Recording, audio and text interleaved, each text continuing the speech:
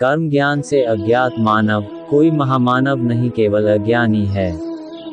मोह बंधन ही मानव को पथ से भटकाते हैं। सफलता के लिए सद्मार्ग पर चलना अनिवार्य है।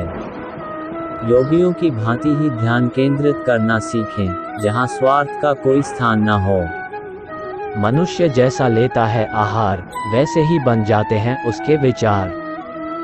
सफलता उसी व्यक्ति को मिलती है जिसका स्वयं की इंद्रियों पर बस हो। यदि परिस्थितियां आपके हक में नहीं है, तो विश्वास कीजिए कुछ बेहतर आपकी तलाश में है। हर प्राणी के जीवन में परीक्षा का समय आता है। इसका अर्थ यह नहीं कि निराश हुआ जाए। दूसरे की कामयाबी से जलना क्यों है? आपका परिश्रम ही आपको सफल बनाता है। जीत हो या हार, दोनों का सम्मान करना सीखें, क्योंकि दोनों में ही ईश्वर की इच्छा होती है। मन की परेशानी या समय की हैरानी का एक ही हल है कि आप अपने सवालों के जवाबों के पीछे ऐसे पड़ जाए जैसे आप एक हठयोगी हो। मन को जीतने वाला व्यक्ति ही परमात्मा को प्राप्त कर सकते हैं। शांत मन से ही लक्ष्य की प्राप्ति की जाती है। मन की अशांति से मानव का पतन होता है। निस्वार्थ भाव से की गई सेवा या दान ही सात्विक गुण का आधार होता है। सात्विकता से ही संसार को ऊर्जा प्राप्त करता है। क्रोध, लालच और वासना यही नर्क के द्वार हैं, क्योंकि यह मानव के पतन का मुख्य कारण होते हैं। ईश्वर का रूप केवल उतना ही नहीं जितना हम और आप समझते हैं। सृष्टि के हर कण में परमात्मा की उपस्थिति होती है। सृष्टि के हर कण का एक विशेष गुण होता है, जिसका आधार स्वयं श्री हरि नारायण होते हैं।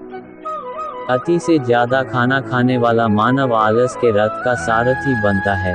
एक योगी की यही पहचान होती है कि वह कम खाते हैं और हरि की महिमा गाते हैं। श्री कृष्ण ही तमस हैं और वही ज्ञान का प्रकाश है। नारायण ही सृष्टि सारी, श्री हरि ही आशाओं का आकाश है। स्वर्ग और नर्क कर्म के तराजू पर समान रूप से तुलते हैं। इन्हीं के आधार पर आत्मा की गति होती है। चंचल मन की इच्छाओं का त्याग करने वाले व्यक्ति ही परमात्मा के हृदय में वास करते हैं। संशय से बाहर निकलकर कर्म को पहचानने वाला व्यक्ति ही सर्वश्रेष्ठ कहलाता है। योगियों की यही पहचान होती है कि उनकी इंद्रियां उनके अधीन होती हैं। भयमुक्त होता है वह प्राणी जो परमात्मा की इच्छा को अपने लिए आदेश मानकर चलता है। चिंताओं की चिता को दाग वही प्राणी देता है जो पुनर्तः मन भाव से स्थिर हो जाता है।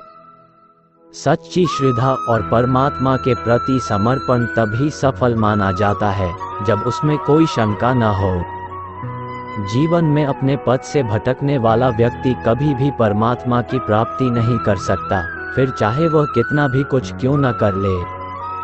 भय के होने पर मन की स्थिति भयानक हो जाती है। वीर वही है जो कर्म ज्ञान का अनुसरण करता हो। सृष्टि में हर जीव के हृदय में नारायण का ही वास है। मनुष्य को चाहिए कि वह अपने भीतर के नारायण का स्वरूप जाने। जब कभी भी सृष्टि पापियों के पाप से आतंकित होती है, तब नारायण इस धरती पर धर्म बचाने, सृष्टि की संस्कृति, ज्ञान और मानवता के संरक्षण के लिए अवतार लेते हैं।